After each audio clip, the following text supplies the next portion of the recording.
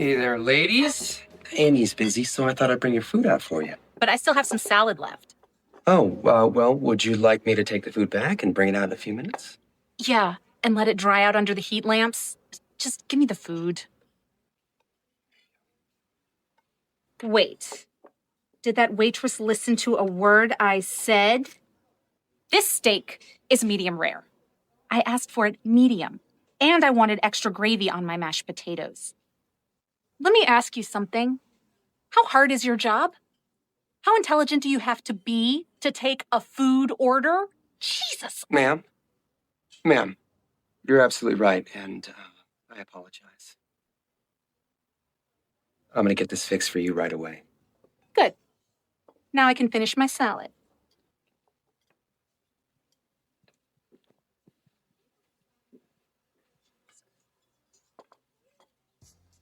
Gentlemen, we have our first official biatch of the day. Oh, come on, guys. She wasn't that bad, was she? Well, Amy, it's your table. You decide.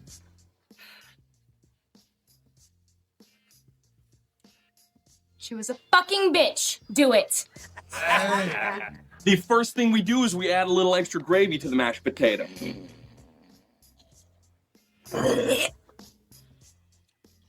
That's it. Good job, buddy. Good job. Up next, what we're gonna do is how about a little guacamole for the steak?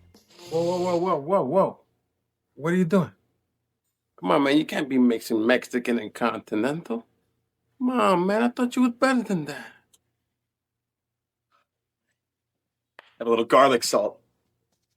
That's what I'm talking about. The nuts, baby. These guys have a deep commitment to their job. God. Good stuff.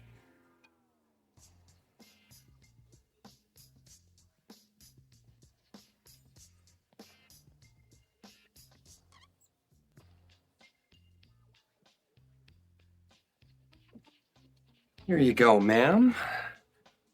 I had the chefs take extra special care of it for you. And I'm truly sorry for the inconvenience.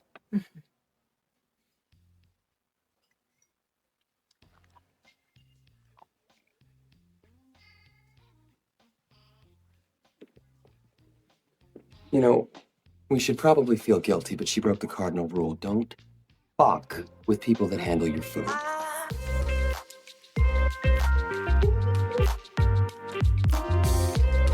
Welcome to the Eat Your Content podcast. I'm your host, Rich Herrera. Thank you for tuning in. You have a lot of podcasts to choose from, but you chose this one, so I appreciate your time.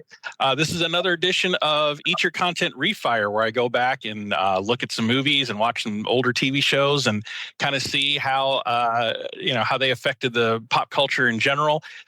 So on this one, we're going to be talking about the 2005 cult classic Waiting, and I have a special guest with me. I'm going to introduce him in just a second, but just a reminder to follow us on socials at Eat Your Content on TikTok and Instagram, and at Rich Herrera on Instagram and X, formerly known as Twitter. So I want to welcome a special guest to talk about this 2005 movie Waiting. The director and screenwriter of the movie Waiting is Rob McKittrick. Rob, thanks for coming on the pod. Thanks for having me. It was very sweet of you to reach out to me. I thought it was very, very nice. Yeah, so I was coming up with some thoughts about what I wanted to cover next, and I woke up one morning, and for whatever reason, this movie came to mind. It was weird.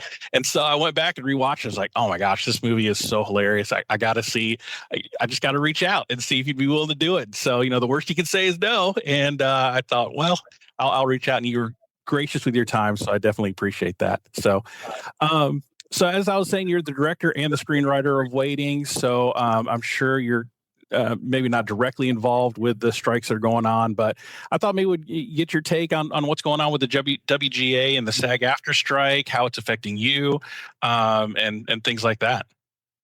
Listen, it's affecting me like it's affecting all screenwriters, which is to say, I'm not able to peddle my wares to the to the studios and networks and all of that right now. Definitely had a couple things that were sort of in development or in pre-development, or a few irons in the fire, and all of that sort of came to a crushing halt. It's been a bummer. I've always had a kind of listen, I support the strike, the WGA. has been very, very good to me. You know, they're good to the writers. Like, you know, you have a pension plan, you have healthcare, you have all of these sort of things that give you longevity even after you are no longer a professional screenwriter, which is amazing. But I've always kind of had a little bit of a sort of a mixed feeling about the strike in general, only because, you know, I've been through, you know, I've been a screenwriter now for 23 years. And so I've been through like the 2008 one and now this one. And the 2008 one was, it was a bummer for feature screenwriters because, and this happens a lot, there's just a hell of a lot more TV screenwriters than there are feature screenwriters. So I think that their needs are typically attended to first. There's just not as much representation on the negotiation committees of feature, you know, sort of feature screenwriters. So I've always kind of felt like a lot of times the feature screenwriters end up sort of taking it on the chin in the sort of overall support of the bigger group, which is sort of TV screenwriters. I hope that's not the case this time, because it does seem like we all sort of are fighting for some similar things, you know, hoping to get residuals in streaming and AI and all of that sort of stuff. But yeah, I definitely, I remember feeling after the 2008 sort of strike that we came out on the side, you know, once we came out on the other side of it, that yes, some of the, you know, mandatory minimums were raised and all of that, but in general, I didn't feel like the feature screenwriters got anything. And in fact, I feel like, and I maybe this is just sort of my memory fucking with me, but I almost feel like we took a step back. I seem to recall that there used to be multi-step deals when you were a feature screenwriter, where, you know, so if you got hired to for a script or for a rewrite or even for an original project, you know, you'd be hired, and that the deal would include the draft and then a rewrite and a polish, you know, and the benefit of that is it gives you time to find it, you know, because your first draft, you might get it 70% of the way there or 60% of the way there, but there's still a lot of room for improvement. And that's why you've got that rewrite that's sort of built into the contract where you get your notes and you do the rewrite. And then again, they come back and and hopefully by that point, after getting their notes back, you are much closer to the target. And then you only need to do that polish step, which to get it even closer. But my recollection is that after that strike, they went to one-step deals, which is a bummer because for a bunch of reasons. Number one, it puts a lot more pressure on the writer that you've got to just nail it that first time. You know, like on that first draft, you've got to hit it, because if you don't, they might not bring you back for a rewrite or a polish, which is which just adds to the anxiety. And also it can sort of end up being exploitable, because you know you've got to nail it so hard on that first draft. They can kind of get away with doing unofficial, like, director passes or producer passes, which are essentially rewrites that you're doing for free. And again, sort of my memory of it was that wasn't the case before the 2008 strike, but it was after. So yeah, so I always kind of had like a feeling of like, oh man, so we strike for that time, and now I feel like the position of the feature writer is actually worse than it was before the strike. But again, maybe my memory of that is mistaken. But in any case, so I carry that like a little bit of like, oh, I hope we don't repeat sort of the sins of the past as it relates to feature screenwriters. But you know, we're in it. I'm definitely not optimistic that it will be over anytime soon. I hope I'm wrong. I love being right. It's one of my favorite things to be. But in this case, I hope I'm wrong. And I just spoke to my agent the other day, and he thinks that it's actually going to end sooner. But yeah, my fear is that we're looking at, you know, until next year, January, February, before it gets resolved. Yeah, I follow a few screenwriters on Instagram and TikTok. Adam Conover in particular is really digging his heels in. He's part of the negotiating committee, and they are, and I think what's different between this strike and the last strike is social media. Sure. It wasn't as big of a deal in 2008 as it is now. So I think you're getting a lot more public support for the strike. Me personally, I'm in favor of the strike. I mean, you guys are the engine that keeps it running. I wouldn't be doing this podcast if it weren't for guys like you, putting out the entertainment that we all enjoy every day, and me talking about it. So, I support the strike, and I hope everything ends sooner rather than later. But good luck, and hope everything comes to fruition. I mean, ultimately, it is inevitable. Like, they are going to have to bend at some point. Like, the biggest thing here is that they made this big bet. Everybody got into streaming. There was a wonderful business model that worked forever, which is advertisers pay you lots of money to show your shows and all of that. But then Netflix came along and upended the sort of business, and everyone chased that. And as a result, they sunk in a lot of money, and a lot of them have lost a lot of money, and they kind of want to pass those losses on to us, but that's just not how it works. You've got to figure out a way to change your business model. And even, God, you see Netflix has an ad tier, has a tier where they actually include ads now. So they're almost reverting back to how it was before, because they realized, hey, that business model that worked for 60, 70, or however fucking long it was, maybe we should go back to that. But yeah, it's, they clearly made some mistakes that resulted in some large losses, but that doesn't, just because they made those poor business decisions doesn't mean that we have to shoulder the weight of that. But anyway. Exactly. Well, thanks for the update on that, and enough of the downer stuff. Let's get to the reason why you're here. Sure. So I want to get a little bit about your background. So you're originally from Bradenton, Florida. I'm actually in Jacksonville, Florida, so that's kind of fun. Grew up in Bradenton, and you kind of got that bug early, right? In high school, and had a mentor in high school, and kind of found the right path. So tell me a little bit about that. So not high school, but actually the community college that I went to. Okay. Yeah, and it's one of those things where I was always a huge movie buff and all of that. In high school and middle school, I think like most kids my age, I just watched an absolute ton of movies. And then separately, I was always kind of a little bit of a smart ass and a pervert. And when I got to community college, I started writing a humor column for my community college paper. And so that was the first time I'd ever written anything just to try to be funny. And then separately, I took some film classes. This great teacher named Del Jacobs, he was amazing. And, I don't know, that was sort of my first introduction into sort of the film. But even then I have to say, because that was, I'm 50, I'm old. That was, 92, 93. It didn't even though I loved movies and even though I thought I was funny, I grew up, poverty level poor in Bradenton, Florida. And the idea of being a screenwriter or a filmmaker or doing anything like that was just yeah, sure, that sounds great. But it was just so beyond the realm of plausibility that it wasn't even necessarily something I considered at all. But then, in 94, Clerks came out. And Kevin Smith made this amazing little comedy that little black and white comedy for $30,000, and I saw that, and then at the same time El Mariachi had come out, and Robert Rodriguez wrote this book about his experience making El Mariachi called Rebel Without a Crew, and then also In the Company of Men was another movie that came out a few years later that Neil LaBute made for $50,000. But in any case, so you had these movies, and especially reading that book, it's just so, and Kevin Smith, he was very active on the message boards, and just to hear him talk and to read that, it so demystified the process, and it made it feel like, okay, you don't have to be rich, you don't have to, you don't have to have gone to a huge school or anything like that, or to have a chance. And so you sort of take all of that, and then at that sort of time, I think I started writing the script in 96 or 90, I think 97. But in any case, yeah, kind of having that sort of background from Clerks and reading the books and all of that, it made me feel, hey, maybe this is something I could actually do if I could come up with an idea. And, I was waiting tables. In Bradenton, I waited tables at a chain restaurant called Steak and Ale, and which I don't believe is around anymore. But in any case, so I worked there, and I worked at a Bennigan's very briefly in Sarasota, which is right next to Bradenton. And then I moved up to Orlando. And I started working at Roadhouse Grill, another city chain restaurant.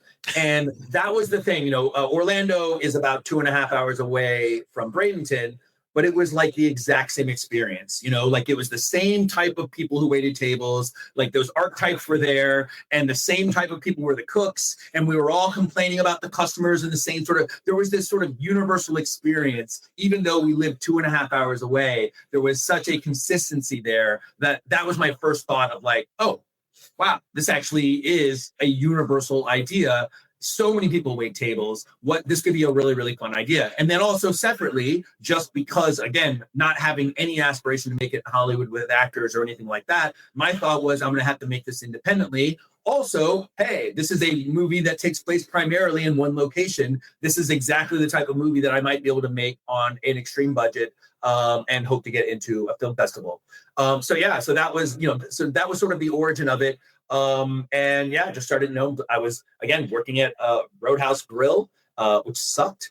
And then I would come home and I just started, it started off, I was just writing fun dialogue, just little bits and pieces that I had with almost no like connection of what the story was. And then slowly the story started taking shape and all of that, and it was all sort of picked from like real stuff from my life. Not that there is much of a story to speak of in Waiting. It is a kind of a hangout movie, a day in the life sort of thing. But the loose story that drives it is Dean finding out that one of his old high school friends graduated with a degree in electrical engineering. And that came from, when I was still living in Bradenton, I was hanging out with my buddy Pancho, and he told me how he waited tables. He had to wait on our old friend, Tim Lucas, who was Tim Lucas. I was in all the same honor classes as him. And Tim was totally nice. He was not like a jerk whatsoever. Very, very respectful, very cool. But just Pancho told me like how low that made him feel. And then I, of course, myself, I was like, Jesus, I was in all the same classes as him. And, here I am still at community college. I haven't graduated. Like, what the fuck am I doing? And I got like just secondhand like shame hearing that story, because if that had been me, my ego couldn't have taken it. So anyway, so it was like, that little sort of bit ended up kind of being the little loose thing. But yeah, essentially what I was trying to do was somewhere in between like a Clerks and a Days Confused, just sort of like a hangout. If I've said this a million times, but like the idea was, if you've never waited tables, you'll watch the movie and you'll laugh because dick jokes are universal, and hopefully there's an upwitty dialogue, and everybody's been out to eat, and everybody has that fear of like, wait, if I send it back, are they going to do something to my food? Like those are kind of universal ideas and fears. So if you've never waited the tables, you'll still laugh because it's a fun movie. But if you have waited tables, or if you've worked in the service industry in some capacity, you'll laugh maybe just that much more because that like it's it's grounded in at least somewhat of reality. The other thing I've said before is like in the movie, I wouldn't say that it's realistic that everything that happens in a movie would happen in a single day, but any one of those things that happen in the movie could happen on any given day. You know what I mean? And so it kind of it had texture of reality enough that I felt like, again, if you've waited tables, you go, yep, I've been there, I've done that. That has happened to me. That while doing that. Anyway, yeah, that was listen. Also, it is worth noting, you're just going to find out I'm a very long-winded, fast-talking person. So I apologize in advance for my long-winded answers. No, man, go. It's fine. I have no time limit, so it's all good. And one thing that you're saying is, once you've broken through that veil of, okay, what do I need to get started? Once that barrier of entry became a lot lower, then it just became, writing and writing about what you know. And I think that's what you were doing there is you wrote about what you knew. And I think what's great about Waiting is that it's so universally relatable, whether you're on one side of the kitchen or the other. And I think that's what's so funny about it. So you finished the screenwriting, you're done with the script. What did it take to shop that thing around and finally get it up on the big screen?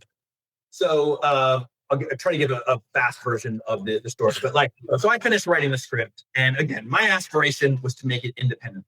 Like that was it.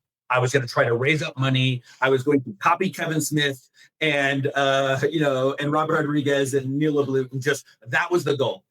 Because again, trying to put it out in Hollywood just did not even seem beyond. No, in no world was that possible. Right. So I was raising up some money, just literally asking like my friends' parents and my mom's my stepdad, my mom's husband or whatever, and I'd raised up like $25,000. I was giving the script out to anyone and everyone who would read it. I remember I went up to Kevin Smith. He had like a film festival that he would host for many years. I don't think he does it anymore, but back then it was called like the Universe or whatever, or something like that. And it was the first year. And so I'm like, okay, I'm going to go up. I love his movies. I'm going to watch his movies. And I knew Kevin Smith wouldn't read the script because he said that on his, please don't ask me to read a script. I'm not going to read the script. But there were like a couple friends in his inner circle that I thought maybe I could get one of them to read the script. And then, so this guy, Vincent Pereira, was, again, he was sort of in, actually Kevin Smith produced a movie that Vincent directed, because Vincent was one of those early guys that got him involved. In any case, I got in contact with him and I asked him if he would read it, and he said he would read it, and I was super excited, and I got up there and I gave him the script, and then he never read it. And then but there were guys who did a couple that did a fan message board for Kevin Smith, and I gave them the script, just hoping that maybe they would read it, and then somehow they would give it to him or someone he knew. I don't know what I was doing. Anyway, they read the script, and they thought it was awful. They thought it was so bad. They thought it was way too contrived, and they were like, this movie will never get made. And then I rewrote it a lot, right? Actually, it was a good thing that they did that, because they were actually right. Their harsh criticism, because I was like, man, if anyone's going to love it, it's this audience, and they didn't like it. So that led to some rewrites. But sorry. Anyway, so then we just started doing local castings in Orlando and raised up. Like I said, at that point, I think I'd had $25,000 raised up, and we started doing local castings. And again, giving the script out to anyone and everyone. And we volunteered for the Florida Film Festival. My buddy Dean Scholl, who's a credited producer on the script, he was helping me make the movie in Orlando. He gave it to this local producer who read it and loved it, and we met him on the Universal Orlando lot, so he's big time. And anyway, it was a horrible meeting. He had nothing to offer, except for his expertise, and he wanted 15% of it. And so bad meeting. But on the way out, his assistant was a very cute receptionist named Sandra Marling. And my buddy Dean Scholl, apart from being a great guy, and he's also very good looking, is a very charming person. And so he got her phone number, and because they were attracted to each other, because they were both attractive people, and that's what happens with people, they attract each other. And so he gave her the script, and she loved it. And she went to high school with this guy named Jeff Bayless. Now, Jeff Bayless, I don't know if you ever watched Project Greenlight. It was an HBO show. Great thing. He's featured prominently on that show. He is the star, one of the stars of the first 2 seasons. He had just got promoted from an assistant to a creative exec for Chris Moore's company. Chris Moore, he was a producer. He produced American Pie. He produced Good Will Hunting. And so she gave the script to Bayless, and Bayless read it. At the first 5 pages, he hated so much that he said to himself, I am giving this script exactly 5 pages to get good. Otherwise, I am going to pass on it. And then there is a line very early on in the movie that I wrote it with the intent of kind of shocking the reader and also shocking the audience, of making them go like, whoa, where the fuck did that come from? Where Monty, played by Ryan Reynolds, says, if you want to work in a restaurant, everything you need to learn is all about learning a routine. But if you want to work here, you need to ask yourself one simple question. How do you feel about frontal male nudity? And Bayless said he read that line and was like, wait, what? What I just meant? And then he flipped the page back because he assumed he must have missed something. Like, where the fuck did that come from? But from that moment on, he was hooked in, and he loved the script, and he championed the script. And then also, Jeff Bayless's next door neighbor was this guy named Tim Schultz. And Tim Schultz worked as an assistant to an agent at William Morris, guy named Chris Benton. And so through those weird degrees of separation, I got the script to Chris Benton, who read the script and loved it and said, hey, I can sell this. I know this is really, really great. I would love to represent you. And, and again, at that time, I'd stopped working. I got fired from Roadhouse Grill. I was working at TGI Fridays. I was the waiter at TGI Fridays. And then all of a sudden, I got these people to read it. And Chris Benton got he ended up taking it out, and we ended up getting a deal with Artisan Entertainment, which for me was a very big, obviously it's a big deal if you get a movie or whatever, but particularly coming from Orlando, because Artisan had just put out the Blair Witch Project, and they discovered the Blair Witch Project guys, and those guys were from Orlando. So it was like, oh my gosh, this is kismet. This is sort of perfect. But so that was me sort of getting, so they were willing to option a script from me, and they were going to give me a blind script deal, which is great, kind of pull me out of, working as a waiter in Orlando and get my foot in the door as a screenwriter, but they wouldn't let me direct the movie. Which understandable. Why would they? I was a waiter And my previous experience was a waiter at TGI Fridays. I never directed anything before. Why would they entrust me to do it? But that did make the entire thing bittersweet, I'll admit, because again, if you watch the movie, if ever there was a first-time filmmaker's movie, it is this one. All of it takes place in one location. And it's just a bunch of guys, and girls just saying perverted things to each other in my... And so, but in any case, so they optioned the script. I moved out to Hollywood and I began sort of, rewriting the script and sort of breaking in as a screenwriter. And then 2 years went by and Artisan never made the movie. They had a really, really bad year after Blair Witch. They had a few setbacks. And so the movie just kind of got stalled. And after 2 years, the rights reverted back to me. And at that point there was another director attached and it was just it was a whole thing, but then the rights reverted back to me. And when the rights, maybe a month before the rights were coming back or a few months before, I started kind of putting the feelers out of like, hey, I'm going to own this again. Maybe I could go someplace else and see if there's someone who would support me as the director and that has money. And I met a gentleman named Rob Green, who had just been promoted to this company, Media Ventures. Media Ventures. I think it was Media Ventures. I might be wrong about the name. In any case, he read the script and he liked me. He bought my bullshit. He was willing to support me. And so then, when the rights reverted back to me, I fired the director. I nominated myself. I seconded the nomination. It went without a problem. And suddenly I was the director. And and then I hooked up with this company and they had partial funding in place. They had about $1.5 million. And then, but they were, that we felt like we needed a little bit more money to do it sort of at that level. And took another maybe 2 more years, I want to say, something like that, to get the rest of the money. With a lot of the look like the movie was going to happen and then it would fall apart in a twisting pile of wreckage. Because Waiting is you've watched it. It is a offensive movie. Like there's a lot of divisive comedy in there. And it would be one of those things where we give the script to a finance company and half of the people, the execs were like, this is the funniest thing I've ever read. And the other half were like, well, there's a bunch of people showing their dicks to each other. This is horrible. What is happening here? And so, and in those cases, you don't choose the divisive movie. You choose the one that everyone agrees on.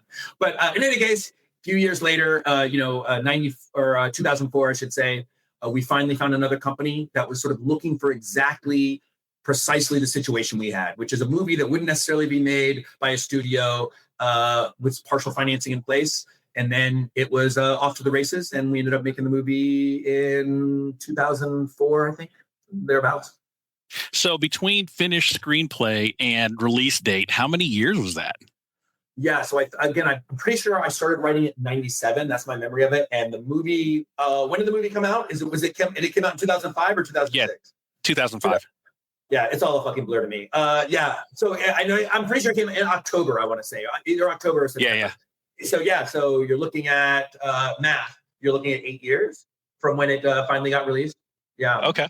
Wow. Wow. That's so many twists and turns. Like who knew, right? You thought you just write the script, go to a couple of film festivals, and Cinderella story's done. Listen, obviously it all worked out about it.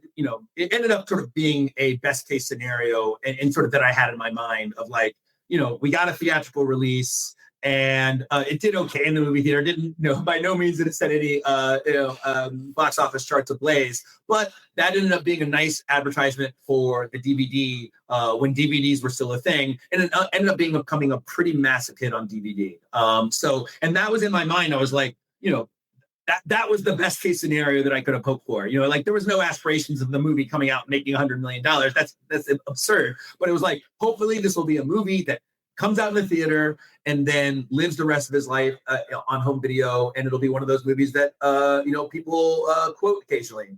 And because that's what I did for Clerks and all of those other movies, Days Confused and all of those other movies. So. Well, speaking of box office, I mean, it did pretty well. It made a profit. I did some Googling on it, went to Box Office Mojo. The budget was $3 million. Domestic was $6 million pull, and the international was $2.5 million. So at the end of the day, at the end of its theatrical run, for a budget of $3 million, it made 18.6. So that's not bad.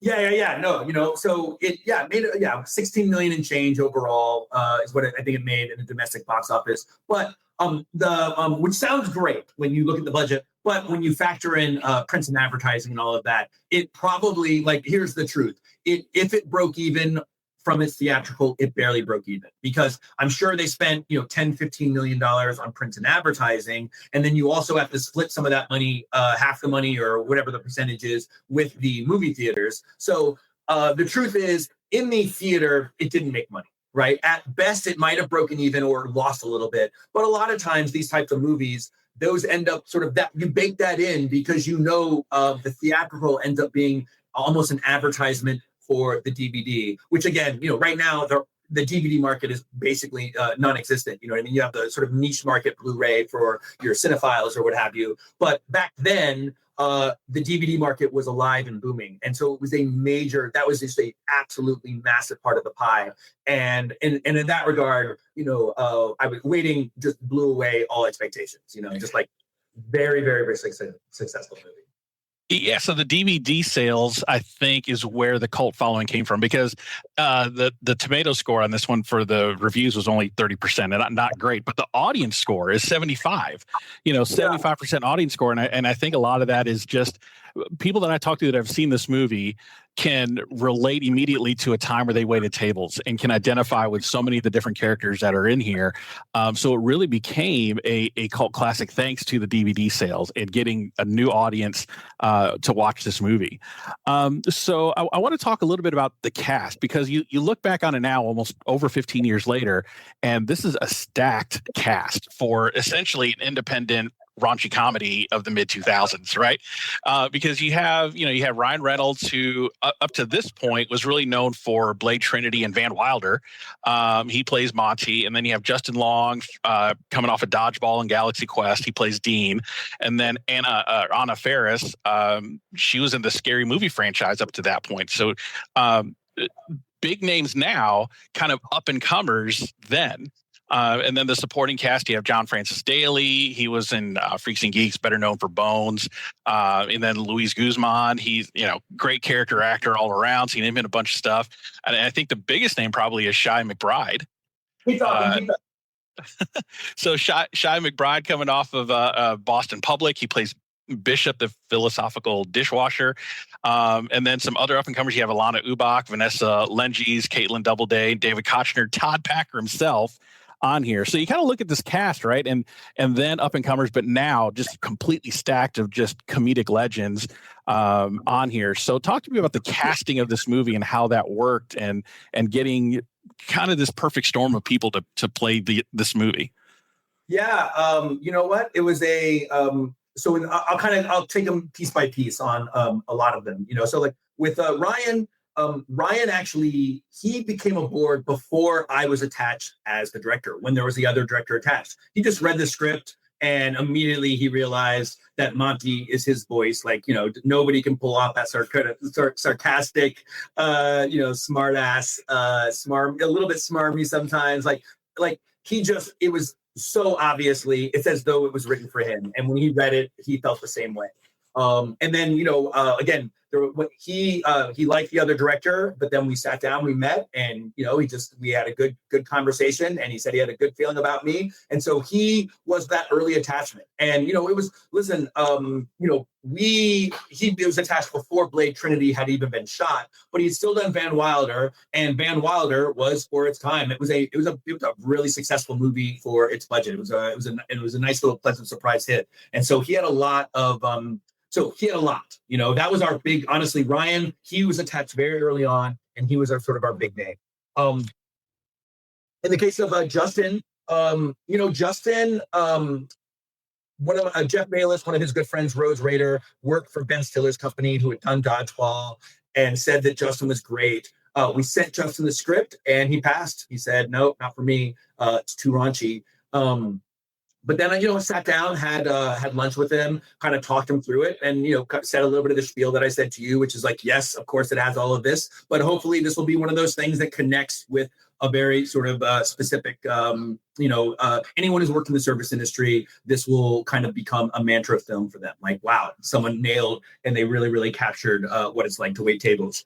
And I also, one of the things that was important to me with the movie. Sorry, this is a little sidebar, but I remember saying this to him, which is, I really hoped that whatever you're feeling about the service industry or waiting tables, it would be reflected that you would feel the same way coming out of it, that it wouldn't glorify it or you know, or the inverse. So like if you have never waited tables and thought to yourself, thank God I've never waited tables, you'd watch waiting and in a certain level go like, these guys are kind of fucking losers. Like all they do was, you know, like this is horrible. I'm glad I'm not doing that. But if you do wait tables and you're in the middle of it, or you fondly reflect on your time in the service industry, you'll watch the movie and go, fuck yeah, that's exactly how it was. You know what I mean? Every night you had cash in hand and everybody hung out with everybody and everybody was sleeping with everybody and everybody partied every night. It was such a fun time, you know? So I really, really hope to capture that no matter what your view on it was going to be reflected in the final project. But anyway, sorry, back to that. You know, and so yeah, Justin just you know, he really, really liked what I had to say. And so yeah, so we got him. Anna actually auditioned for the previous director, and I watched her audition tape and I was just like, man, she is so good. And this is, you know, she'd done the scary movies, but like you don't necessarily get a chance to really show your acting range necessarily fully in a parody movie, you know, because everything's so heightened. And she was just so good that I was like, she's the girl. Like I knew it. I was like, you know, I knew I wanted her. And then I met her and she just said yes. You know, we hit it off. There's one, you know, that's a common refrain. You know, Louis Guzman, I just wrote him. I loved him so much, obviously in Boogie Nights, but in Carlito's Way. And I was just like, I just loved him. And so I just wrote him the biggest blowjob letter of just telling him how much I am absolutely in love with him. And I was like, listen, this is, and you know, the role of Radimus, you know, the whole thing, I think we shot him for a week, so it wasn't very long. And I was like, listen, the pay is awful. We have basically no money, but it's for a week. You get to have sex with the hot girl in the bathroom stall, which is kind of fun. I don't know. It's just like, I think he just appreciated my enthusiasm and how much I just admired him and loved him. So that's how I got him on board. I think Dane Cook, I think, is a fun one. You know, because Dane Cook's in there. I just watched Dane, and this is, you know, obviously before all the sort of negative, crazy Dane backlash, which is absurd to me. But I just watched him every week at this comedy club, and he killed every fucking week. And I was like, I just want him in the movie. But you know, listen, in a different world, if like Ryan had not been attached, Dane Cook would have been a perfect Monty, because he can also at that time, and he could just play that sort of sarcastic, sort of smarmy jackass a little bit. And but that role was already taken. And I remember telling him I wanted him to play at the time. There was his character's name is Floyd in the movie, but at the time he was just the cool cook. You know, just the guy who wasn't Radimus, who had like funny things to say throughout the movie. And when I told him I wanted him to play that role, he was so upset. Like, he was like, in his mind, oh, I'm going to be police officer number 3. You know what I mean? Like, this is the role. Come on. Do you know who I am? And but I talked to him about the role, and I was like, no, every time you come on, all you do is say a funny line and get the fuck out. And, you know, again, we're only going to need to shoot you for a few days. And he said, okay, well, I have to have a name. You got to give me a name. And I was like, okay, great. And then I thought of Floyd because I love True Romance, and I thought of Brad Pitt's character, and that's just a fun name. But then, so he said yes. And then I'm down in New Orleans during pre-production, and he calls me and he says, hey man, I'm sorry, I can't do the movie. I just started, I'm doing a TV pilot. I'm the star of it, you know, and so I'm just not going to have time. And I begged him. I was like, Dane, you cannot see me right now, but I promise you this is true. And it was. I am getting on my knees. I'm on the phone with you, so you can't visually see this, but I'm on my knees begging you to figure out a way to make this work. You are going to be so good. And in what little time you have, you are going to be so memorable. And he was so flattered by, again, just like, I really, really thought he would be perfect for it, and he was. And so, you know, that's how we got him. And then, you know, most of the others, I'm trying to think if there are any other outliers. I think, unless I'm forgetting somebody, everybody else just came in and auditioned, and they were amazing. You know, like, it's just one of those things where, you know, the audition process, watching that, because again, that was my first time doing a movie, my only time directing a film. You know, going through the casting process, it made me appreciate the difficulty of actors, because so many of them were amazing. I cannot even say, like, I remember when we started casting our Dans, you know, like the manager, David Koechner came in and he was hysterical. And he was obviously, I mean, he's so fucking good in the movie. But there were 5 or 6 other Dans who are all actors that you recognize. You might not know their names, but you've seen them in a million things, and they were all amazing. And it actually just kind of like made me feel like this degree of empathy for the working actor, because I could cast any one of these guys and they would be great. They might put their own little spin on it. This guy might play the cornier version, or this guy might play the slightly sleazier version, or this guy plays it a little bit like a little more straight. But they were all great, and I had to pick one of them. But in any case, so that was the case over and over and over again. Certainly, Alana Ubach, when she came in as Naomi, it was very, very clear she was the girl. She just knocked it out of the park in her audition, and it wasn't even close. But yeah, that was the process though. It's just like the slow. I had a really good casting director, Annie McCarthy, and also, the positive byproduct of it having taken, like at that point, we were doing the castings in probably 2003, something like that. I had a lot of time to think about the movie, think about the characters. That's the one positive byproduct of a movie taking that fucking long to get made, is you have a lot of time to think about all of the little details of it. And so I do feel like I had a really, really good eye in conjunction with sort of the great talent around me to find these people, to really kind of find the perfect people for each role. So speaking of the characters that you developed over this script, how many of these characters were based on actual people that you worked with at the various restaurants, and how many are based on just archetypes of those people turned up to 11? Sure. So, the most obvious one, the one I would sort of always say is Monty was me on my best day, better looking. That's how I describe, which I think is a fair statement of Ryan Reynolds all around. So yeah, that was it, but also I was stressed about the fact that I was, when I started writing Waiting, I was 23 or 24. I was a, sort of a nerdy honor student, but I went to community college. I didn't go to college. I went to community college first, then I dropped out of community college. Then I was an ecstasy dealer for a while, the way you are, sometimes that happens. We would know about it. Who hasn't? Yeah, so I was an ecstasy dealer, and then a friend of mine wore a wire for the cops, and I got set up and went to jail. That old story, you've heard it a million times before. But no, seriously, I was like a really, really good student. And here I am at 23 on probation, and I don't even have a college degree yet. Like, what the fuck happened to me? And here I am waiting tables at Roadhouse Grill or TGI Fridays or Steak and Ale. And so Dean's plight, that feeling of like, what am I doing, was also there. It was also part of me, Beyond that, I would say most of them were sort of archetypes. I took a little bit. I had a good buddy of mine named Mike, who would always end up getting in the friend zone with girls. So that kind of inspired Calvin a little bit of like, he would always be the super nice guy, and it would always end up going into friendship. So that was, that was definitely inspired by, several conversations I had with him over the years. But yeah. Oh, and also actually most critically, I should say, there was a cook at Steak and Ale named Radimus, who played a game where they showed their genitals to each other. That was it. The first restaurant I ever worked at, they played that game as a means to pass the time, and I thought it was hilarious. And I was like, I can't believe that this is happening, and people are, we're finding a way to show you my testicles to you in some weird way, and then I'm also going to serve you this side dish. So anyway, but yeah, Radimus was just a character.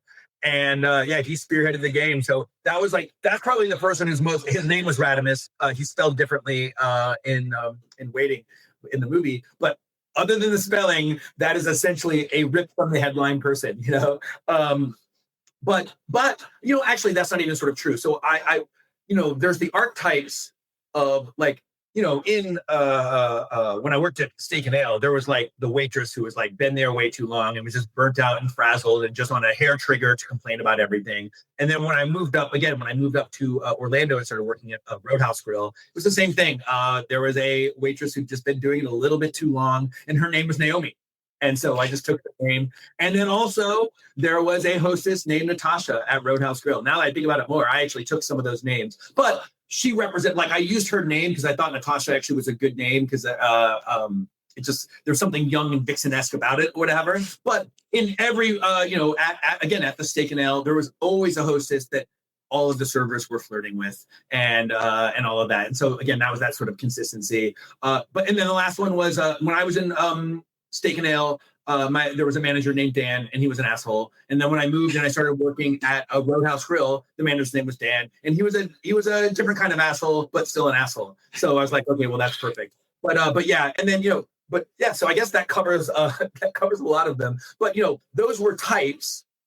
But I took those sort of specific names from actually at the time I was writing at Roadhouse Grill, and I said, oh, Naomi, oh, Natasha, oh, Dan. But what they represented was this is one of the things that I've enjoyed over the years when people who have reached out to me saying they really enjoyed the movie or whatever is I've gotten this question of, did you work here? Did you live in Idaho, and work at this restaurant? Because I swear this is exactly my restaurant.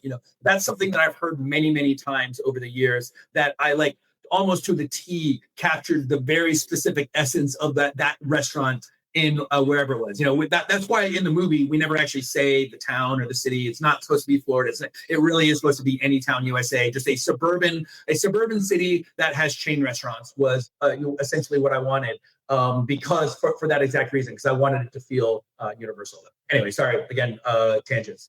No, you're good. You're good. So that's what I was talking about earlier. It's like just the relatability and people, like you were saying, writing into you and messaging you saying, look, I know exactly where I am, and when you're playing all these characters, and I'm this guy, I'm this girl, and this is exactly how I felt. And the relatability of this movie is I think what kind of catapulted it to cult classic status. So let's talk a few memorable scenes and kind of get some stories behind them. And if you haven't seen Waiting Yet, spoilers for an almost 20-year-old movie. I don't know what the spoiler rules are, but anyway, spoiler rules. So, yes, I don't know what you could possibly spoil in the movie. I mean, I guess you could spoil the joke itself, but yes, you've been warned at this point. And also, by the way, if you've never seen the movie and you watch it through the lens of 2023, you're gonna have some issues with it. So let's just let's acknowledge that now. It is there's lots of jokes in it. By the way, I had not watched the movie in over a decade, but then it was on Netflix like a couple years ago. And so I watched it, my wife and I watched it together. And listen, I actually felt very, very proud of it. Again, there are definitely jokes that Rob McKittrick of today, screenwriter of today, wouldn't make that are not appropriate by today's standards. But at that time, in that place, certainly it was an edgy comedy even for back then. But yeah, so I don't sit there and go, oh my God, I can't believe I made a joke that had a slur in it or whatever, because at that time, and when I wrote it, certainly when I wrote it in '97, but even when it came out in 2005, the comedy sensibilities had not changed, and those jokes played, but yeah, I actually watched it a few years ago, and I actually felt really, really I felt good. It was nice to watch. I thought it held up in the way that I had hoped that it would hold up. I felt very, very good about it. Well, I was going to ask you this question later on, but since we were talking about it now, Waiting really is kind of a time capsule of a movie, right? Sure. I mean, raunchy comedies were all the rage in the early 2000s, George Bush era, of his presidency, and so you have films like Waiting, films like Anchorman, Adam Sandler's filmography during that time, kind of all fall into that raunchy comedy. And you were just mentioning it. Could a film like Waiting be made today in 2023? Well, I mean, no. Yes. I mean, okay, hold on. Yes, but it would just be. I mean, there are jokes that you just could not make. You know what I mean? Like literally, they play a game where I'm going to show you I'm going to pull down my pants and show you my dick, and then if you look, I'm going to call you the F word that is not fuck for doing it.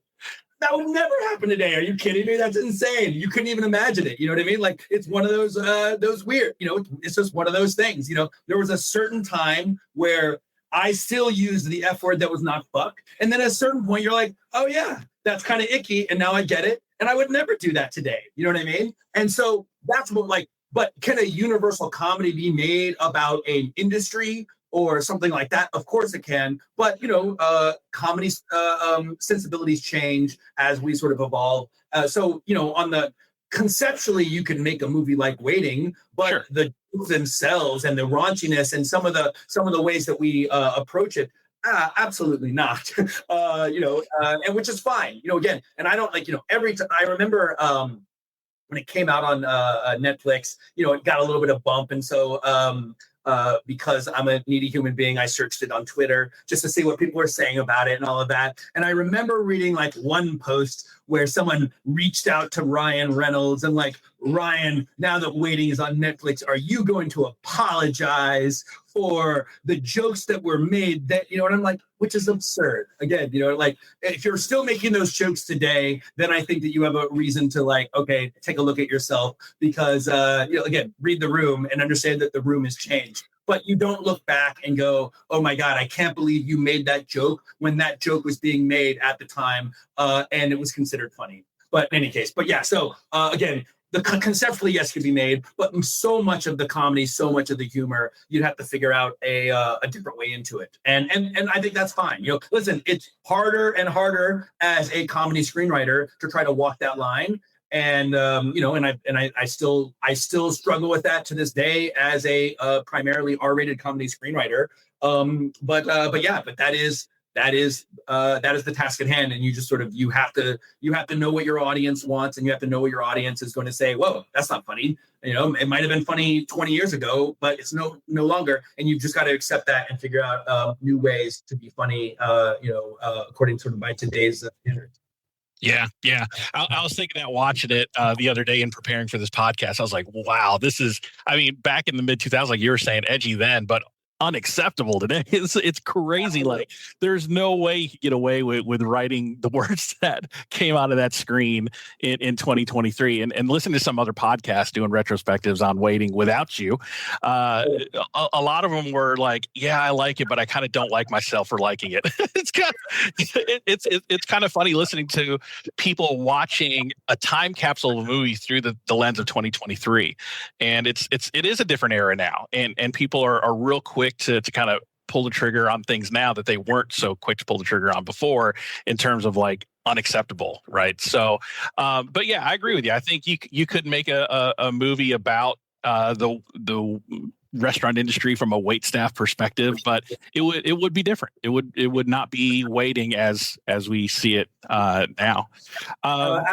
One thing I did want to say, just because you mentioned before, and I wanted to sort of remark, which was I remember, as you said, Rotten Tomato, the reviews were not great. I think it was like I think you said 30, but it might even be lower than 30. I think maybe it was 23, 27. It was bad. And I read and listen, that sucks. Nobody wants to in the world. Nobody wants to read a review where they say your movie was bad. Like it just, of course, I would love it if that 23%. Was universal, and everybody said, "Oh my gosh, you nailed it! I can't believe it." But when I remember reading the reviews, and most of the reviews were just some version of the problem is it's just not funny, and that was actually a much easier review for me to read. You know what I mean? Again, with the of course the caveat that I wish that everybody loved the movie, but that's of course not possible. Comedy is subjective, but hearing all of reading these reviews where they said this is just the problem is the movie is just fundamentally not funny. But for me, I was kind of able to wrap myself in a shield because we tested the movie. We took it out. It wasn't for we went out to I don't remember where the hell we went. Not Simi Valley, but we took it out way away from your sort of critical Hollywood crowd or whatever, right? Just sort of a nice suburban area and watched the movie. And it killed, it was like one of those things where it was like one of those, a real highlight moment of my life watching the movie because I was so afraid, of course, literally for the first time we were showing the movie to 300 random strangers. And I have no idea what the reaction is going to be. And the movie played so much better than I thought it was going to be. There were moments, in the end, and there were also places that didn't work and that we had to trim out because there were dead zones and all that. I don't want to say it was all roses. Pardon me. But watching that and seeing the uproarious laughter, there were places where we actually had to go in and add a little bit of air because they were laughing too hard that they didn't hear the next line, and again, they had no vested interest. They did not know me. They did not know this movie. They were pulled off the street. And so being able to see that play and actually watch with sort of my own two eyes and watch the movie play as well as it did, that cushioned the blow a little bit from all of those reviews that basically said, yeah, it's just not funny. Because, I believe, every sort of, review or user comment or whatever that I've ever read where they say the movie was not funny. Hey, I get it. There are certain comedies that are beloved that just whatever reason, they don't hit my pleasure centers quite as cleanly as they do others. And I'm like, oh, I wish I liked that as much as you did. But I appreciate the movie regardless because I know it has an audience, and so Waiting kind of fell in that same sort of that same sort of place, which is definitely there's comedy in there that is not for everybody, and they're just going to say, oh no, this is just so lowest common denominator, and this is not this ain't it, but for a certain audience, they'll go, it seems lowest common denominator, but there's actually a little bit more wit and slyness going on than maybe you would initially realize, But anyway. Yeah, and I think a lot of that credit goes to the casting again, because this script with different people could have come off very differently. But I think the cast that you got were so delightful and so charismatic and so endearing that you hear these words coming out of their mouth. On one hand, you're like, oh my gosh, but on the other hand, they're just so charming and so likable that you can't help but root for them. And I think that's the big draw, like what you're saying with Ryan Reynolds. He's kind of got the pin in that type of character. Even now playing Deadpool, he's like genetically engineered to play Deadpool, right? And but you kind of see that throughout most of his career. He plays the douchey, lovable frat boy, right? In a lot of his movies. And on Faris, same thing. Justin Long, very likable. Even Mitch, the guy that played Mitch. I mean, he doesn't say anything through the whole movie, but at the end is just like it's almost that cathartic release of what probably some people in the audience were thinking, like, you guys are a bunch of losers, man. What is your problem? And then he becomes one of us, right? One of us. And so I just think that's part of the appeal of this movie is that cast and how likable they are. So I want to talk about some scenes in the movie. And the first thing is, like you said, it was shot really as just a day in the life, one day at this restaurant, unnamed, or not unnamed, but Shenanigans, obviously a play-in for Bennigan's. And I think I read an interview where you actually filmed it in a Bennigan's. What did it take to get Bennigan's to sign off on that? It was just a local Bennigan's. It was very important to me that I wanted that wood and brass because that's not just Bennigan's. That's also TGI Fridays. That's also Applebee's. Centralized bar.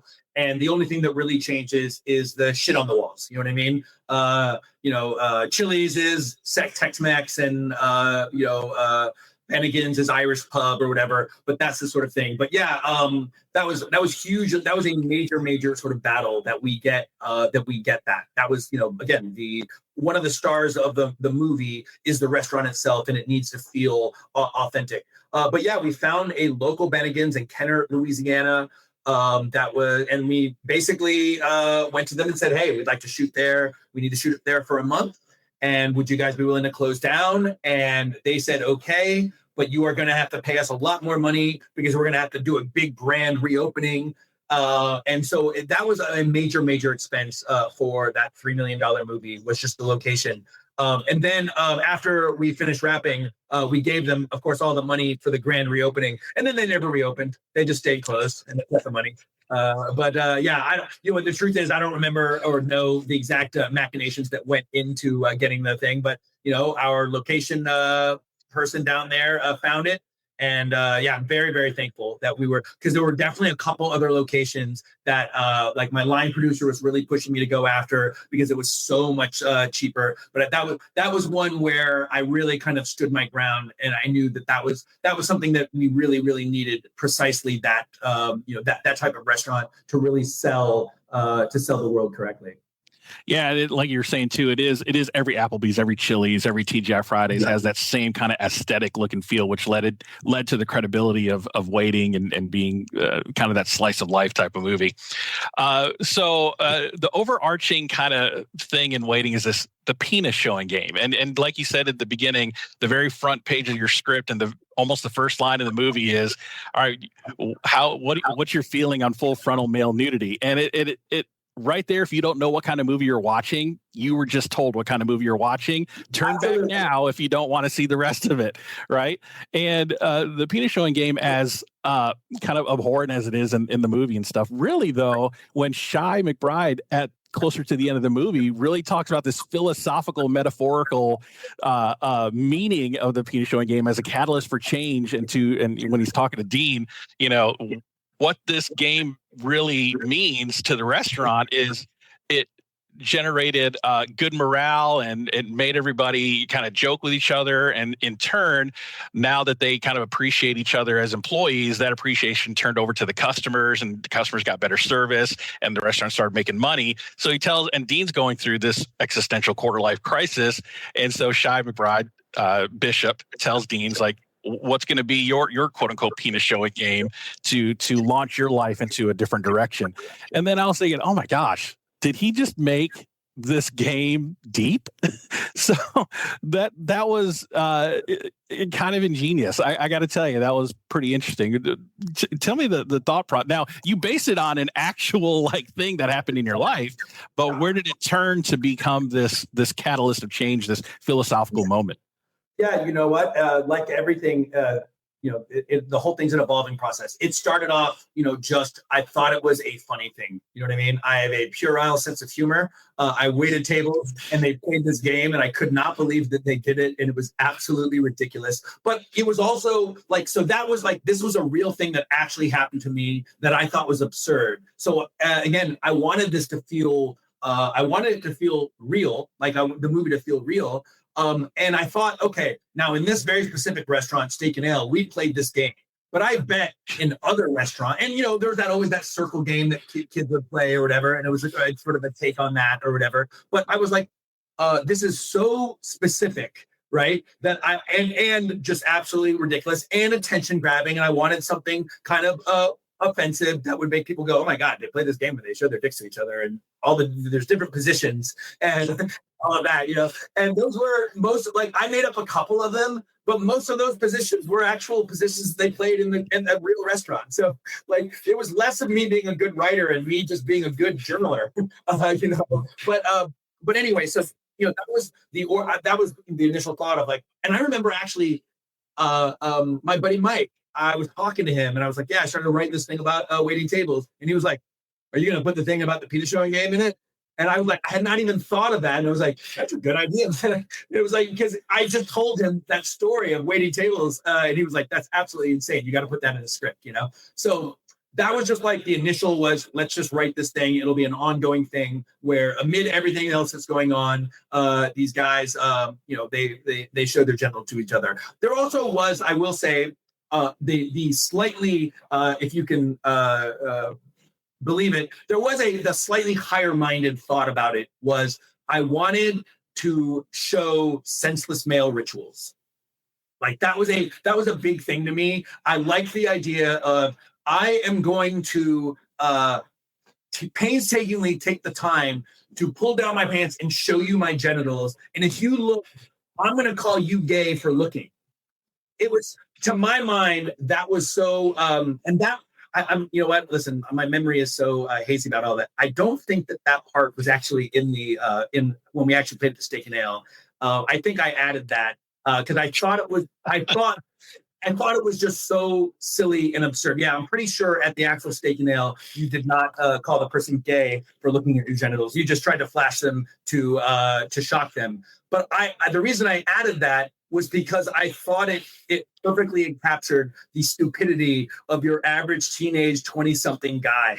It's just absolutely you guys are jackasses. You are absolute idiots. So that was I'm pretty sure I added that in, and that was the reason why. So then, completely separately, sort of to answer the beginning part of your question, I'd written the scene with the bishop where he's talking to Dean, and to be honest, it didn't have any of that. It was he was talking. I had it if my memory is so hazy, but my recollection of it was that it was a much more sort of like basic. He was just talking about Maslow's hierarchy of needs, because that was something that I took a psych class and I was reading about, and I thought that was kind of interesting, and I was able to make it applicable to what he was going through. But then I remember a friend of Dean's, she was a friend of his, she read the script and she was just like, you know what Bishop says, I don't know, you built him up as this like really interesting, cool character, but what he says is like, it's fine, but it's not really that like, and so that kind of stuck with me. And, again, the process waiting went through so many rewrites. I cannot even tell you, like I wrote it for 3, like from 97 to 2000 before I sold the script.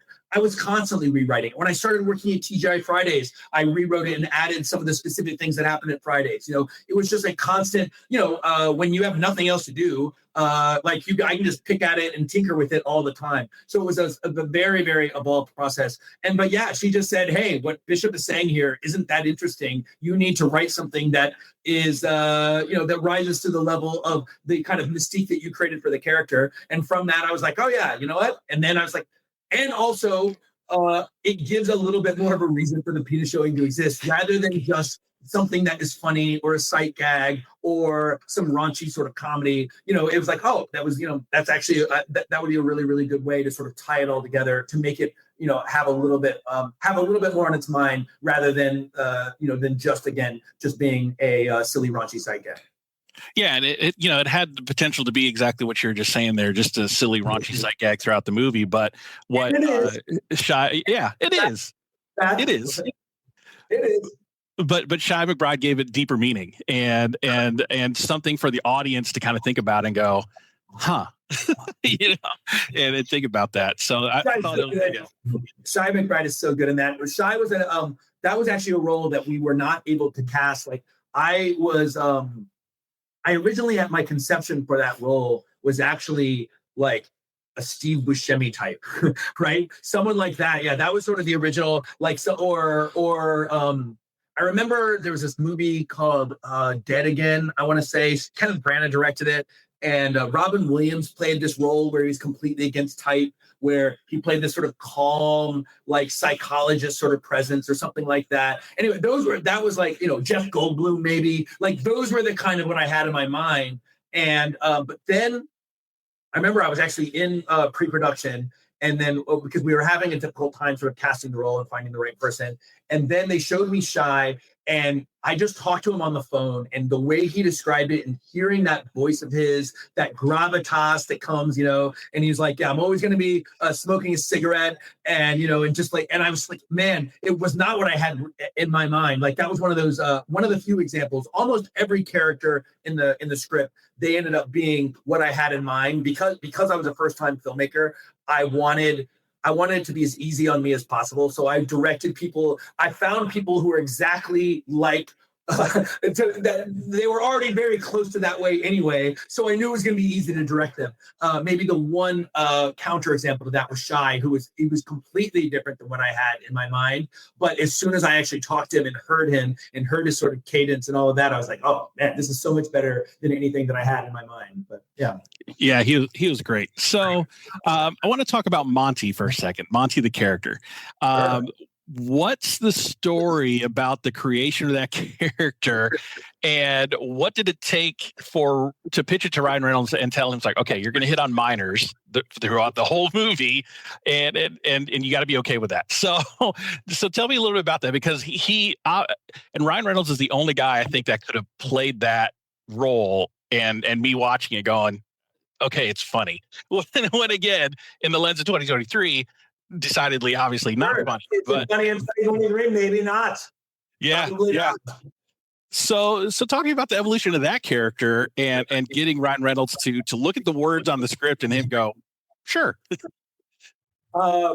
So listen, Ryan. The role, like Monty has all of pretty much all of the best lines in the movie. He's and the type of line delivery is that sort of sarcastic, wry, ironic sort of intonation. And I think he just read it immediately and was just like, I'm in. He read that initial, like, how do you feel about frontal male nudity? And then that whole long diatribe afterwards. He said when he read that, he was just like, he immediately knew what he was going to do with it. It was one of those cases where almost like, again, when you have, when I, having lived with the script as long as I did, I had some very specific ideas of how all of the lines, like the not necessarily down to the line reading, although sometimes that was the case, but also just like the what the mood or how it in general how it needed to be delivered. And with Ryan, I just never needed to direct him because he always got it. You know what I mean? Like there was a very specific example where I had it in my mind on how a line was going to be read, which was it's very, very simple. He's talking about Amy, and because Dean is interested in Amy, and there's a little bit of what's going on, and Dean's like, I really like her, she's a cool chick or whatever. And then Monty says, yeah, she's a cool chick, I'd do her. Hell, I'd probably even pay. And then he's like he's, and then he just under his breath he goes, and that was not how I had it in my mind at all. And then watching him read it that way, it was so much funnier than how I had it. Like that's a very kind of, that was always one that sort of stuck out of my mind. But yeah, Ryan, he just loved the script. But I think one of the funniest scenes in the movie, and I think what is the signature moment, I think, for Waiting is that closer to the beginning of the movie, that Karen scene where everybody does something to this lady's food because she's being such a jerk to all the wait staff. And really the rule, I think, of don't mess with people that handle your food was invented at that very moment. And just the things that are done to her plate of food as a person that's a foodie, and I write about food, I talk about food, I go out to restaurants and eat a lot. I am a big proponent of do not mess with people that handle your food. Do they do that? No, they 90% of the time that's never going to happen. But there's that little 10% or even 5% that could happen, and I'm not going to be a victim of that 5%. But that scene, my God, was so hilarious, and I think what drew a lot of people in because it was shown in the previews of the movie, right? So people are going to want to watch that and say, how did it get there? Where's it going? And but who played the Karen? She was great. I mean, she was really hateable and really hilarious. Oh, you know what? So I feel so bad because I don't remember her first name. Her last name is Morgan, and I know her because she was Jackie Morgan was our line producer. It was his wife.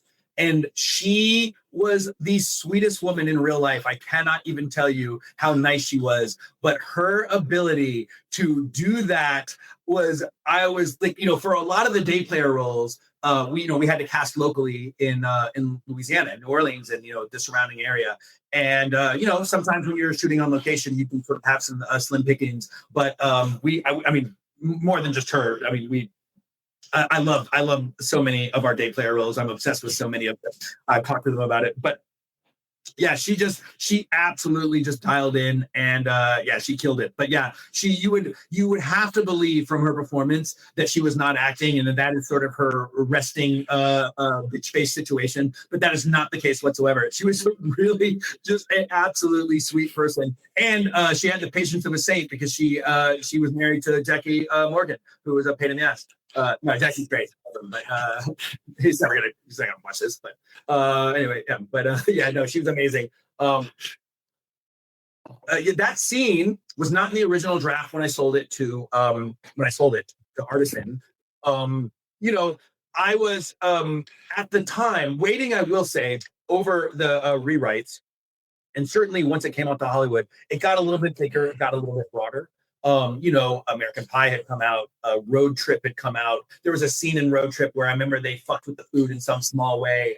It was very minor, but in any case, and that was definitely one of the things that in the rewrite with Artisan, when I was still working with them, that they were like, yeah, we need to make this a little bit bigger. And I'll be honest, at that time, I pushed up against it because what I was originally sort of going for was something a little bit more grounded, and that scene is not quite as grounded. It's literally sort of as simple as that. But then you add it, and for me, a big part of it was I was able to wrap my mind around it a little bit more when they're doing all the fucking with the food in their different ways, and they're all doing gross things. And then he's going to add some guacamole and he's going to blow his nose into it, and Radisson stops him. And it's like, no, you can't make Mexican and continental. Like, even if they're going to fuck with the food, they've got a standard that you need to stand by. So like that was something I was able to kind of grab onto to make it a little bit more elevated than what was essentially kind of a gross out sort of scene. But to your point, that was one of those things that was featured very prominently in the trailer, and it was one of those things that kind of grabbed people, and it did reach to the bigger question, or I'm sorry, the bigger statement, which is, yeah, don't be rude to your server. Like, are you insane? These people handle your food. Watch out, In my experience, people, a lot of times I think people took the wrong lesson from that scene, which is don't ever send your food back. Which is not the point. Like if your steak is overcooked or undercooked or something's wrong with the meal, you have every right. You're paying for this. You send the food back, but just be cool about it. Obviously, right. The server isn't the one who cooked it. A mistake was made. They're making lots of food. Just be cool about it. And the server wants to do well by you. They want a good tip from you, so they want to handle this as to your satisfaction as much as possible. So as long as you're not rude. No one's going to do anything to your food. But, my own experience and my entire life as a server, I fucked with one person's food, and they weren't rude to me. They were rude to a waitress. Like, the woman was awful. Her children were awful, I should say. They were awesomely awful. And and then she took the food back, and her boyfriend was the chef, and they like fucked with the food. And I know I did something. I don't remember what I did. I remember what I did, but I'm saying right now I don't remember what I did. But it was not very nice, and it was because she was an awful human being. But in any case, that was, in my entire experience, that was the one time I'd ever personally been involved with something. And again, it wasn't even for me; it was for someone else, because she was in tears because this woman was being awful to her. But yeah, anyway. But yeah, so I had at the time, I think I had to be dragged a little bit, kicking and screaming, to write that scene, because I felt like, oh, this is just going to be a gross out scene that we've seen before, and other types, and I just wasn't sure how I felt about that. But then, what the scene actually ultimately ended up becoming, I felt really, really good about it. Well, I think a lot of wait staff folks that I know and talk to have lived vicariously through that scene, and probably wanted to do a lot of those things that scene depicted. Right. So, and you created a whole new fear in diners. So, congrats on that. So. There's about in about an hour into the movie, there's this really cool long take of the dinner rush scene that kind of starts with Naomi screaming at people, but from there it kind of does this continuous long shot, and it goes from fast forward and stuff like that. That I thought in the movie, that was a really great kind of artistic shot. It was really cool. So how long did that take to rehearse and get right for everybody to get it nailed the first try? Yeah, that was one of those things that I kind of had in mind very early on. The last shot to sort of close out the dinner rush, I wanted it to be this nice, really long sort of tracking shot through the entire restaurant, where we're checking in on literally every single character.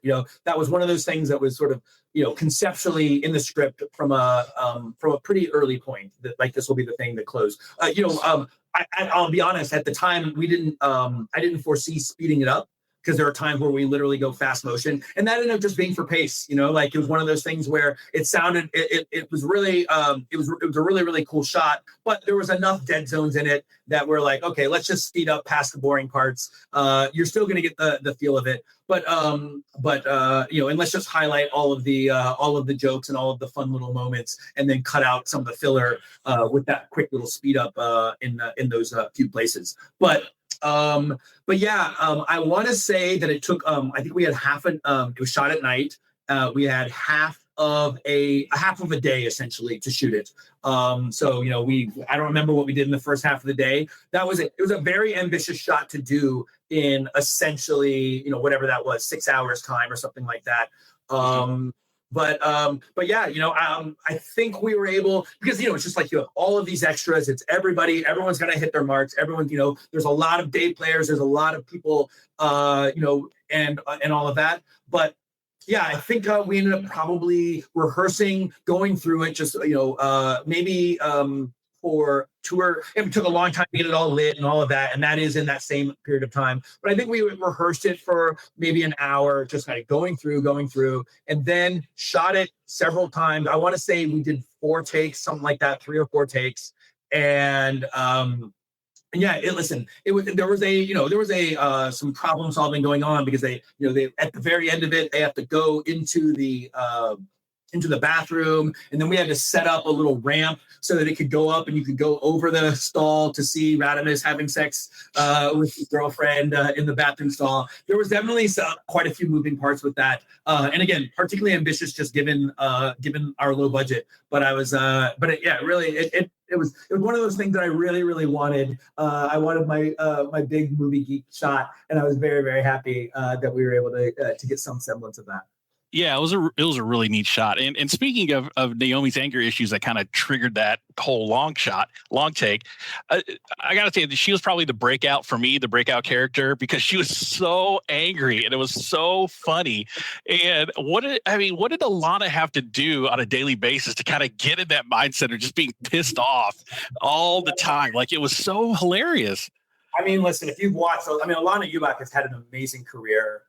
She's been in a million things, and yeah, she's incredible. The truth is, similarly, you're talking about, she is the sweetest girl. Like, she is so nice. She's just naturally funny. She's just one of those people who understand the joke, and she just got it. It was, I can't even, there might have been a couple places where I said, okay, now dial it down a little bit, because she'd be so big. But honestly, she just, like, that opening shot that you're talking about, watching her turn on a dime from like, you motherfucker, I don't want to look, I'm going to get rid of every last one of those cocksucking motherfuckers. And then as soon as she turns, she puts on the smile face. Like, it is so good. Like, I'm sort of in awe of it. You know what I mean? But that was like, I think I said this earlier during the casting, when I was talking about the casting process. She was one of those people where she came in. Oh, and I remember the thing that she did when she went off on her little rant, and she's going off, and then she's pantomiming smoking a cigarette.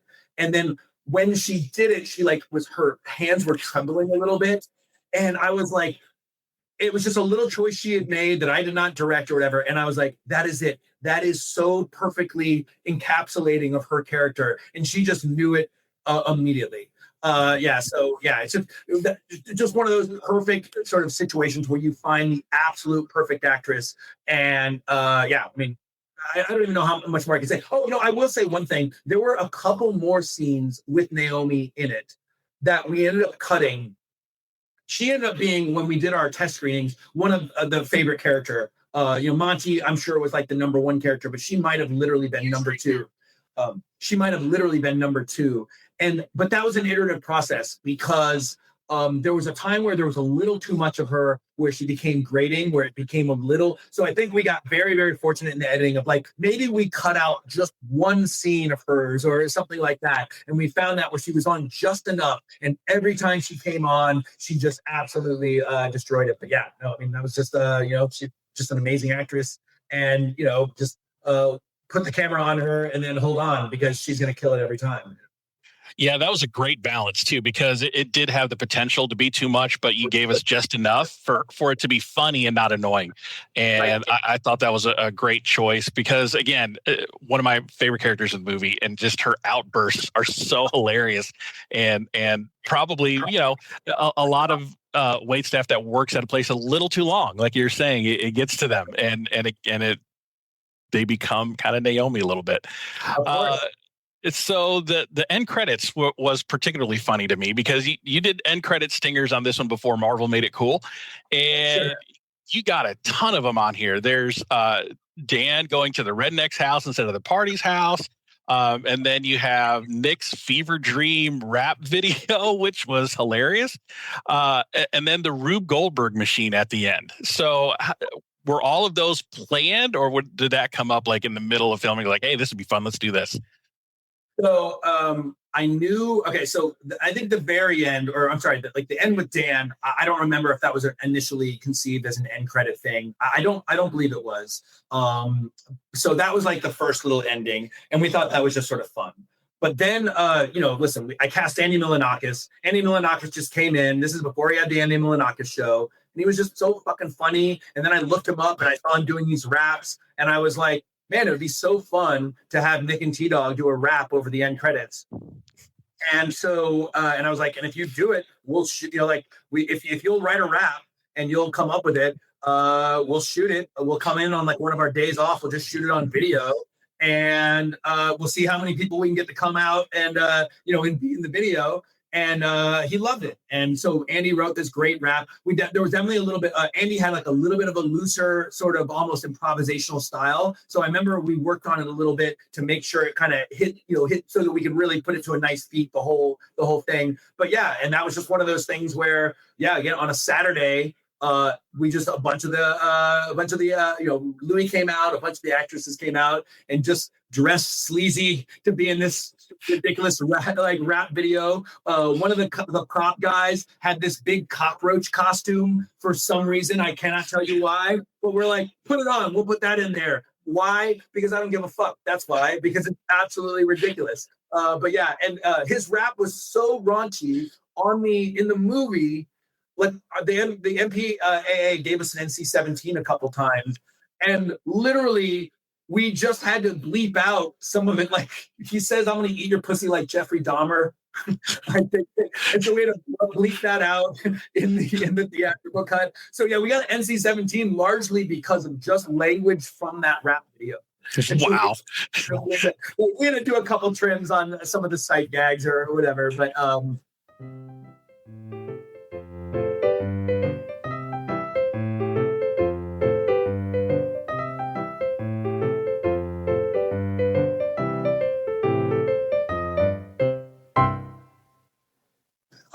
sorry. Very, very quickly. I just want to say, going back to Alana Eubank and Naomi, this is just a great, to let you know who she is. Originally in the script, because Alana shows her bush, and it's this like horrible, like sort of awful thing. It's a big gross out sight gag. Now, originally in the movie, when I was getting the notes from the execs at Artisan, they were like, you got to get some boobs in this movie. Are you kidding me? Like, we got to see some tits. And I was like, and listen, as much as I love seeing the nude female form, it felt like, I hate that in a movie where they just shoehorn in nudity. It feels so like, I just don't like it at all. And so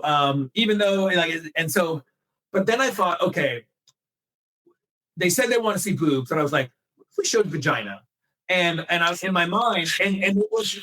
And I'll be honest, the original version of the scene was not a gross out scene. It was, okay, we're going to see a vagina. And I thought it, and I was like, okay, it's getting female nudity in, which is what the studio wants. Like they were very, very important. We got to get nudity in this movie, right?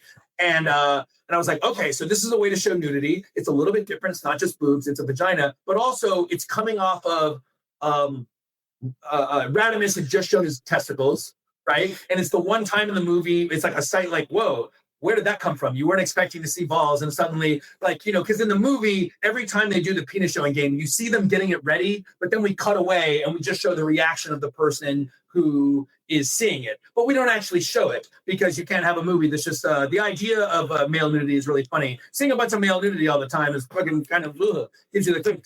So, but I thought, okay, one time in the movie we'll do it, and it'll be a complete non sequitur.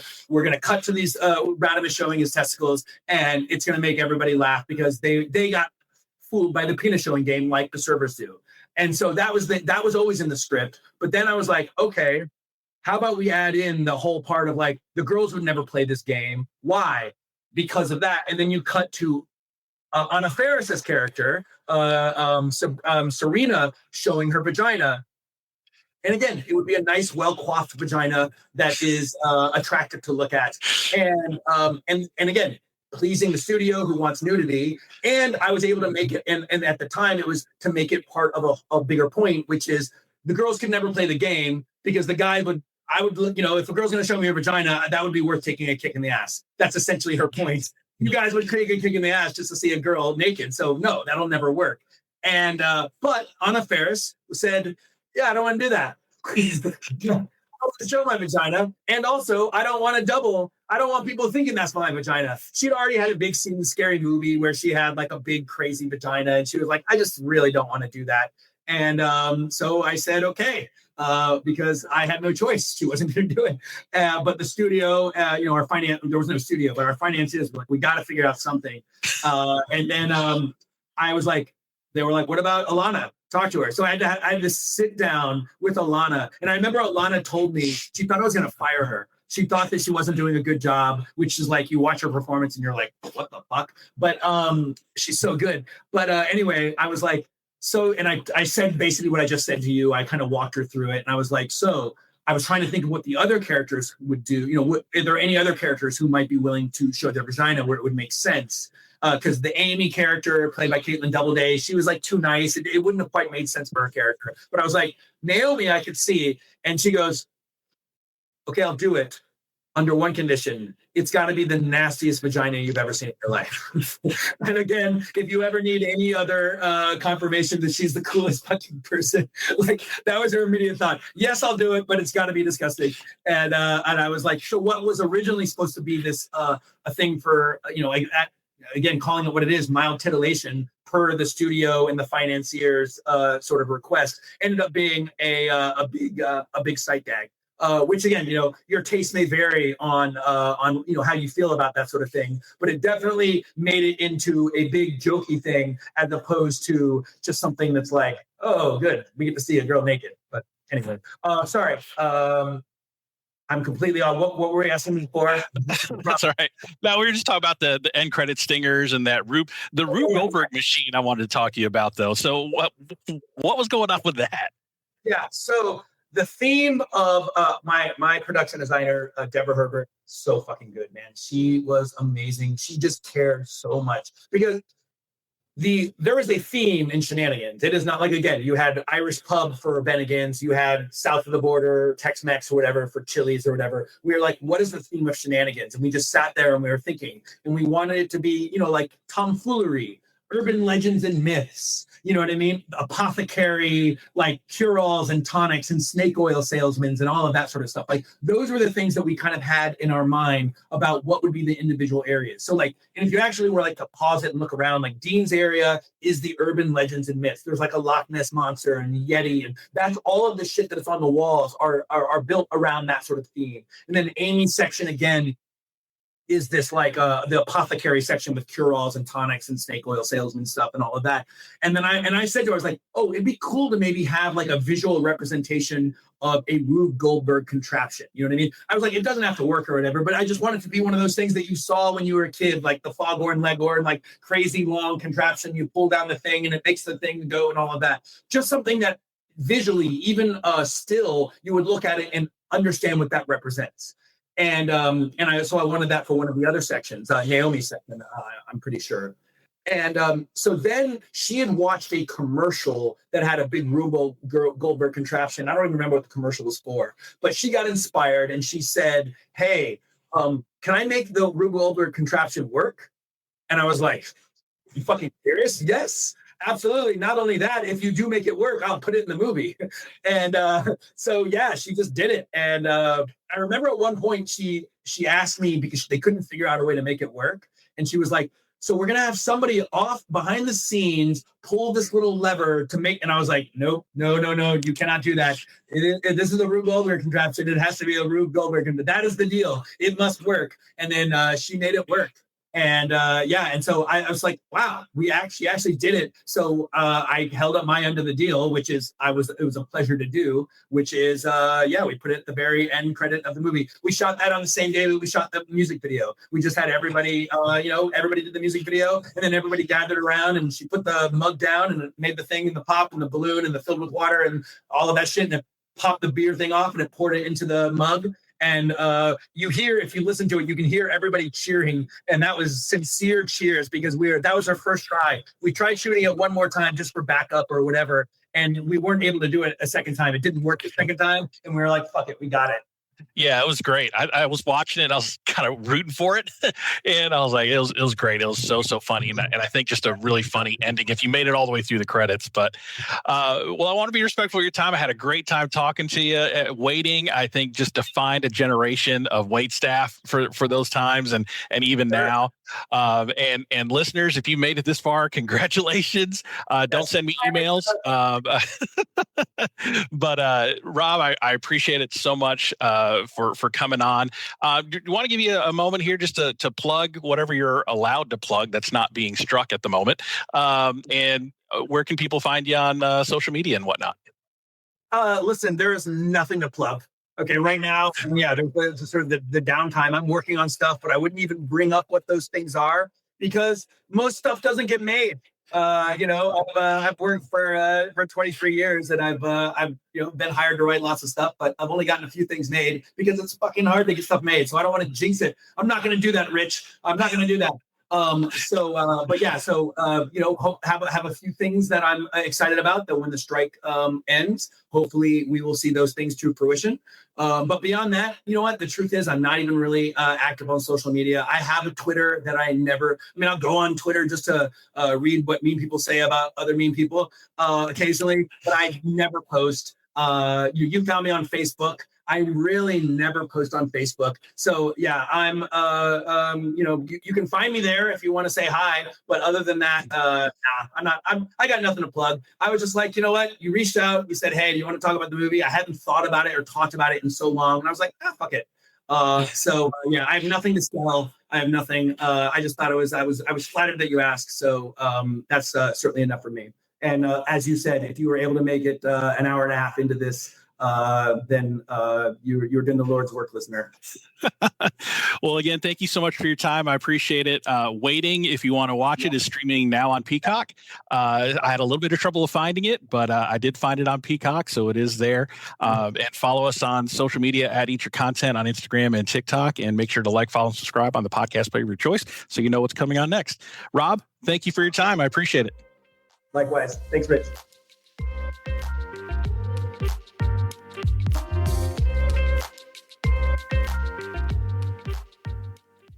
Thanks for listening to Eat Your Content. If you like what you hear, please consider supporting the podcast through my merch store on TeePublic. Get great quality items like t-shirts, hats, mugs, and more, all sporting the vibrant Eat Your Content logo. Go to teepublic.com/user/eatyourcontent for more great items, and thanks for your support.